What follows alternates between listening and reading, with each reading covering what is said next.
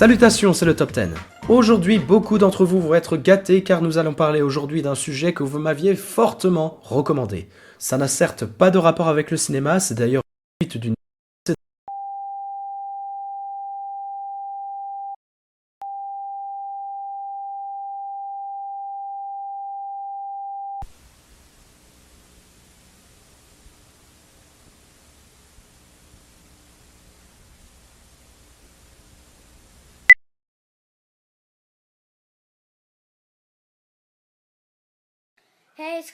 Ce document est un enregistrement vidéo datant du 1er janvier 2011. Son auteur est une petite fille nommée Ambre. Elle est le seul enfant de la famille. Son passe-temps favori est de se filmer et partager ses vidéos avec ses amis. Sur celle-ci, par exemple, elle présente ses cadeaux de Noël. 3 poupées posées sur son étagère. Entre elles, une autre poupée représentant un bébé. Prêtez attention sur ce qui va suivre, car un simple détail que semble ignorer la petite Ambre va rendre cet enregistrement mystérieux. Regardez bien la paupière gauche du bébé. Elle bouge. Serait-ce un défaut de la poupée, un canular, ou serait-ce, ce qui reste difficile à croire, un événement surnaturel ?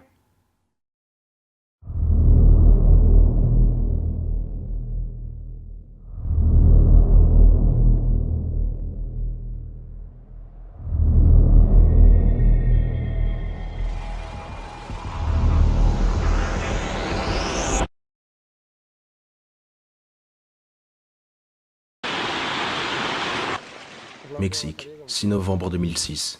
Les frères Pablo et Miguel, explorateurs professionnels, décident de s'aventurer en pleine forêt dans une nuit sombre. Il est minuit 51. Ils font la découverte d'un cadavre animal. Nous pouvons d'ailleurs remarquer quelques plumes traînées autour de la pauvre bête. Le chemin continue pour Pablo et Miguel, tous les deux à la recherche du prédateur.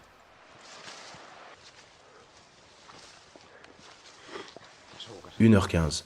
Ils remarquent au loin ce qui semble être une créature à forme humaine. La chose ne bouge pas. Accidentellement, l'un des deux explorateurs attire son attention. Paniqués, ils courent vers leur point de départ et ne feront jamais demi-tour. Ce document n'a pas été gardé secret. Pour Pablo et Miguel, il s'agit là d'un enregistrement vidéo exceptionnel, d'une importante valeur. Ils décidèrent de le partager vers de nombreuses chaînes de télévision, ainsi que sur Internet. Beaucoup d'intéressés ont donné un nom à la créature. Les Mexicains, eux, l'ont appelé le mangeur de chèvres. D'autres ont préféré l'appeler le Wreck, en référence à une créature soi-disant découverte en 2003 aux États-Unis. De nombreux experts ignorent de quoi il s'agit véritablement. Très peu ont pensé à un singe échappé d'un zoo, d'autres à un vieil homme nu, perdu en pleine forêt. Finalement, personne ne sait.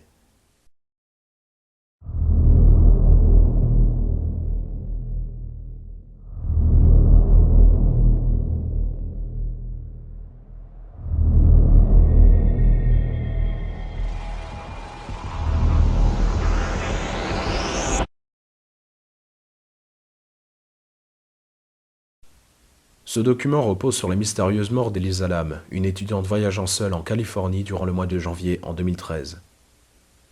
1er février 2013. Il s'agit de la date à laquelle les parents d'Elisa s'inquiètent de ne plus avoir de ses nouvelles. La police municipale de Los Angeles demande alors de l'aide à la population, afin d'élargir les pistes. 13 février 2013. La police diffuse les images d'une vidéosurveillance du Cecil Hotel où Elisa Lam passait ses nuits. La scène se passe dans un ascenseur. Nous sommes sûrs et certains que la personne présentée dans ces images est notre disparue. Elisa commence à appuyer sur tous les boutons de l'ascenseur, mais celui-ci ne démarre pas. Pourtant, d'après le personnel, cet ascenseur ne possédait aucun défaut technique. Elisa semble fuir quelqu'un ou quelque chose. Nous ne savons pas véritablement de quoi il s'agit. Nous pouvons d'ailleurs la voir se cacher au coin de l'ascenseur. Quelques secondes plus tard, elle finit par sortir et se met à parler tout en faisant des gestes étranges avec ses mains.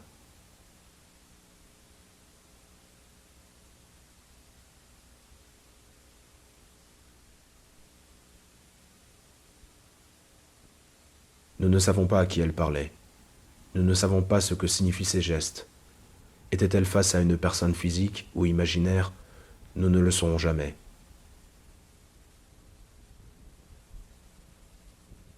Les portes de l'ascenseur se ferment automatiquement. Nous ne reverrons plus notre disparu. 19 février 2013. Après de nombreuses plaintes venant des clients du Cecil Hotel trouvant que l'eau avait un goût bizarre et une étrange couleur, un membre du personnel décide de vérifier les réservoirs d'eau placés sur le toit de l'hôtel. C'est alors qu'il découvre dans un de ces réservoirs le corps d'une femme nue, semblant appartenir à Elisa Lam. Plusieurs questions demeurent encore aujourd'hui sans réponse, car les portes menant au réservoir d'eau étaient fermées et équipées d'une alarme se déclenchant en cas d'ouverture forcée. De plus, il fallait une échelle pour avoir facilement accès au réservoir, et qu'il était difficile pour une personne d'ouvrir toute seule un couvercle très lourd et ou de le refermer depuis l'intérieur.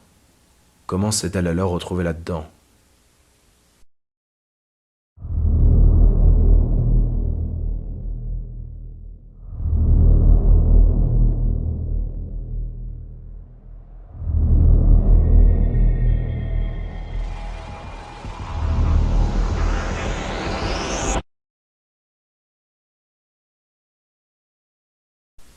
Témoignage de M. Gary, datant du 13 décembre 1973.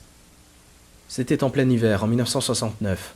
Je voulus partir promener le chien, au Michigan, qui n'était qu'à quelques kilomètres de chez moi. Mon cousin Denis décida de m'accompagner avec son inséparable caméra. Pas très loin de notre destination, ma voiture tomba en panne.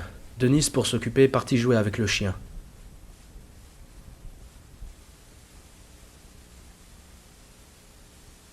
De nouveau en route, Denis sortit de nouveau sa caméra, filmait le paysage.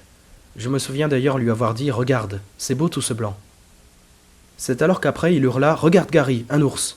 N'ayant rien vu, je lui dis sans trop réfléchir « Tu as sûrement vu un renard ou peut-être une biche.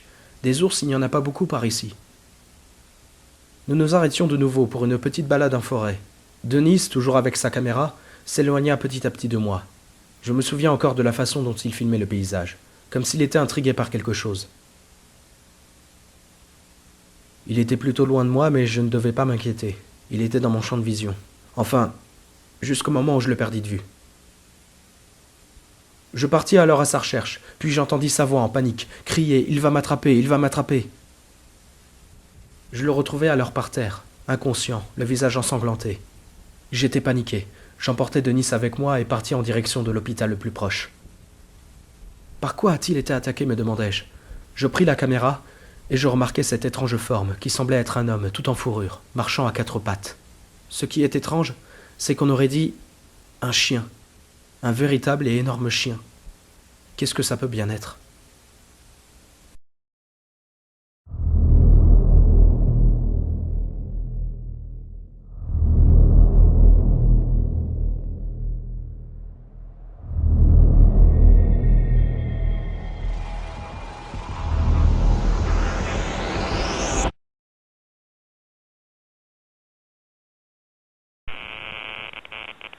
Ceci est un enregistrement audio.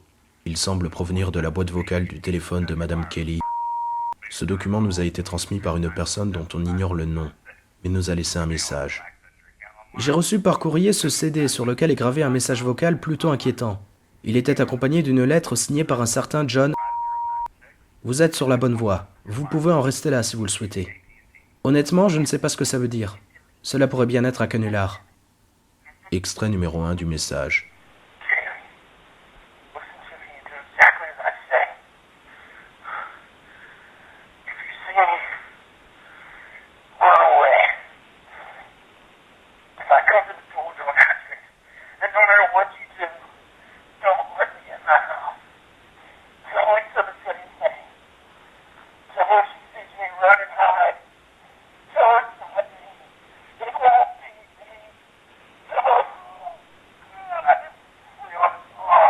L'homme au bout du fil semble souffrir, comme possédé. C'est alors qu'il commence à hurler, à essayer de dire des choses mais restant impossible à comprendre.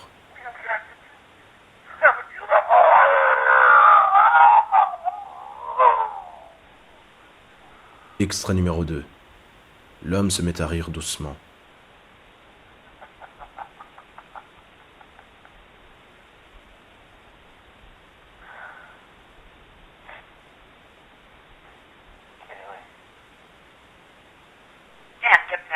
Nous sommes loin de décider qu'il s'agit là d'un canular ou d'une véritable situation grave.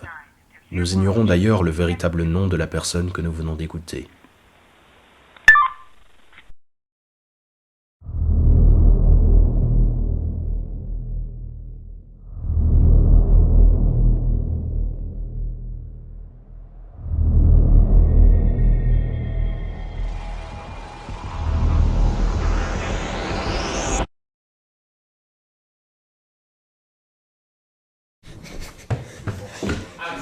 You just saw something, eh? Depuis fin 2010, le jeune Australien nommé Alex observe de temps en temps son jardin où semble se cacher une étrange créature d'origine extraterrestre. Selon lui, elle serait de couleur grise et aurait la même taille qu'un buisson. Le 3 octobre 2012, il publie cette vidéo sur Internet. Beaucoup d'internautes la considèrent comme un canular. Un de ses amis semble avoir vu une étrange lumière dans son jardin. Cette même lumière se serait déplacée en direction de la forêt. Quelques minutes plus tard, le groupe aperçoit plusieurs lumières, assez loin et venant de différents endroits. Whoa, whoa, wait up, wait up. Do you see it? Alex, we're gonna get out of here, man. We're getting out of here. Alex, let's go Holy back, man. We can't go back, we gotta go. Yeah, we can't go that way. Where do we... Oh, Certaines sont rouges, d'autres blanches, mais à force de les suivre, nos jeunes aventuriers se perdent dans cette forêt sombre et entendent en même temps quelques bruits étranges, comme des pas venant de loin, rendant leur chemin de plus en plus inquiétant. C'est alors qu'ils aperçoivent une forme cachée dans l'obscurité, presque difficile à décrire. L'auteur de la vidéo a d'ailleurs haussé la luminosité afin de mieux voir la chose. Ça n'a pas l'air d'être un homme, mais nous ne pouvons pas affirmer qu'il s'agit véritablement d'une forme de vie extraterrestre. Selon Alex, ce fut une rencontre assez exceptionnelle, difficile à oublier.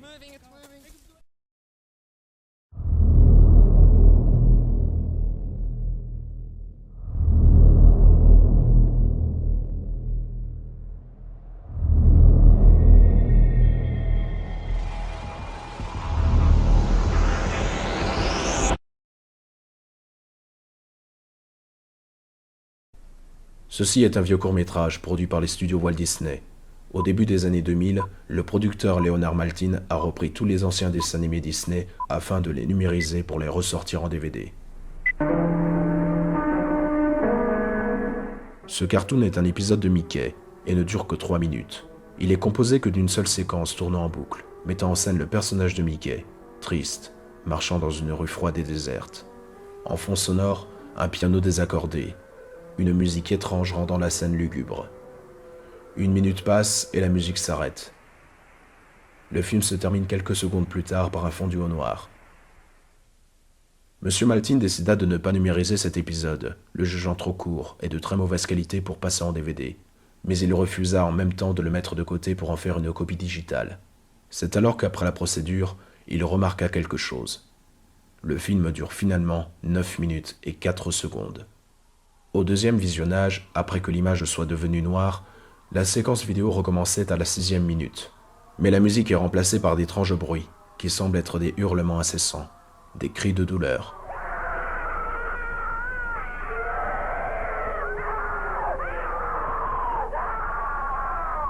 Soudain, le visage de Mickey change de forme et devient de plus en plus inquiétant. C'est alors que M. Maltin sortit de la salle et demanda à un de ses employés de le remplacer.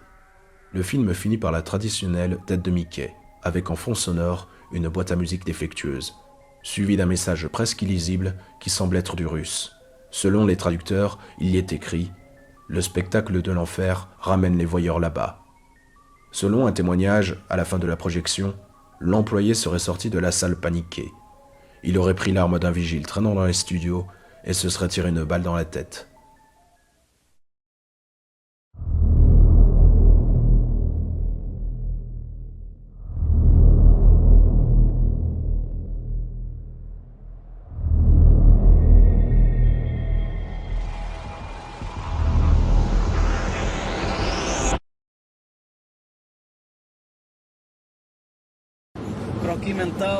David et ses amis viennent de finir leur journée de repérage pour le tournage de leur film.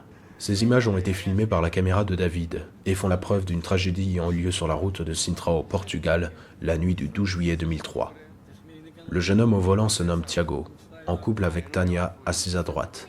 Sur le chemin du retour, David et Thiago se sont mis d'accord pour emprunter un raccourci, mais la route durait plus longtemps que prévu. Cela mettait Tania en pleine inquiétude, pensant que c'était une blague. David n'hésita pas d'ailleurs à la taquiner en lui racontant des histoires de fantômes. Mais elle devenait de plus en plus furieuse. Elle commençait à avoir peur. La route devenait de plus en plus inquiétante, tranquille. Le groupe ne savait plus où aller, se sentait perdu et hésitait à faire demi-tour. Mais arriva une étrange surprise à laquelle nos jeunes voyageurs ne s'attendaient pas. Une autostoppeuse au bord de la route, toute seule dans le noir. Ils décidèrent de l'inviter à bord. Minha parada, ela tá aqui sozinha. Estás parvo? Ok, continua, Tiago. Ela tá aqui sozinha, não. Pai, o que é que eu tenho a ver com isso? Para, deixa vir, sabes já que... Vá, deixa andar. Boa noite. Olá! David la filma, mais les images se mirent bizarrement à brouiller. Cette fille semblait timide. Elle ne parlait pas beaucoup, mais s'est au moins présentée. Elle s'appelait Teresa. Elle n'avait ni faim, ni soif. Elle semblait triste. C'était une fille assez étrange. Mais les images qui vont suivre sont encore plus étranges. Está a ver ali? Sim. Ali ao fundo? Foi ali que eu tive um acidente. E morri.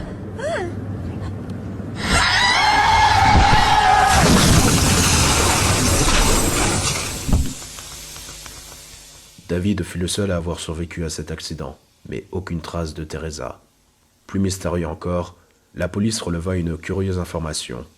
En 1983, une jeune fille du nom de Teresa fut victime d'un terrible accident, ayant eu lieu exactement au même endroit.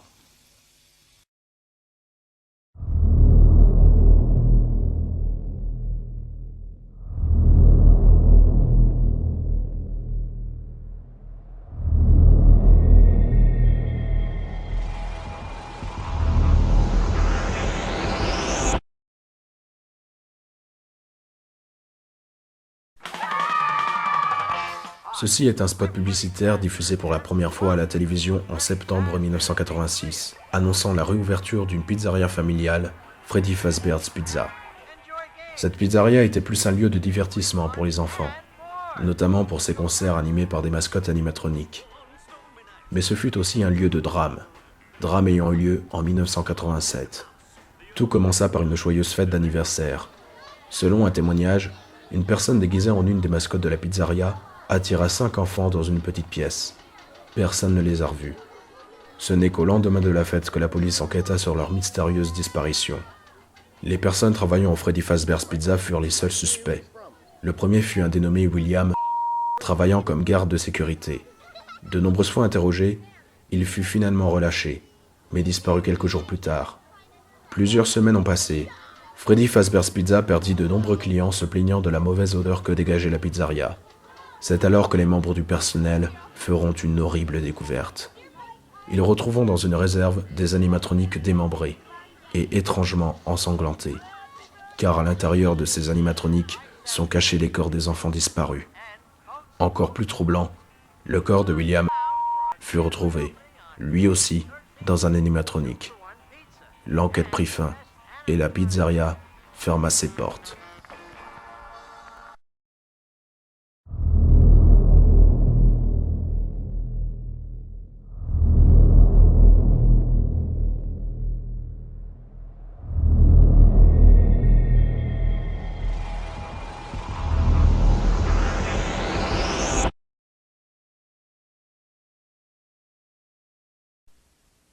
Janvier 2008, un utilisateur japonais du nom de fut victime d'un coma de 6 semaines suite à une expérience extrêmement dangereuse. Cette expérience consistait à retrouver un compte caché sur un site d'hébergeur vidéo. Pour illustrer ce qui s'est véritablement passé, voici une capture vidéo réalisée par notre victime, décrivant sa descente aux enfers. Nous sommes sur YouTube. Notre utilisateur tape sur la barre de recherche 666, bien évidemment connu pour être le nombre de la bête. Après avoir de nombreuses fois actualisé la page d'accueil du site, les choses deviennent inquiétantes.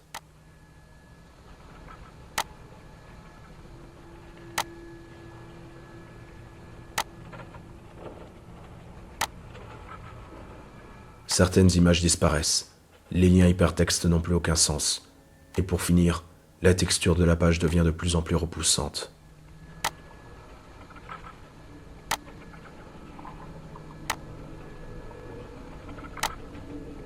L'utilisateur arrive finalement à un résultat, un compte du nom de 666.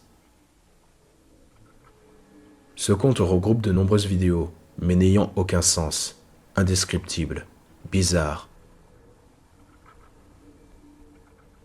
En cliquant sur l'une d'elles, une page s'ouvre. Tout paraît soudain inhabituel.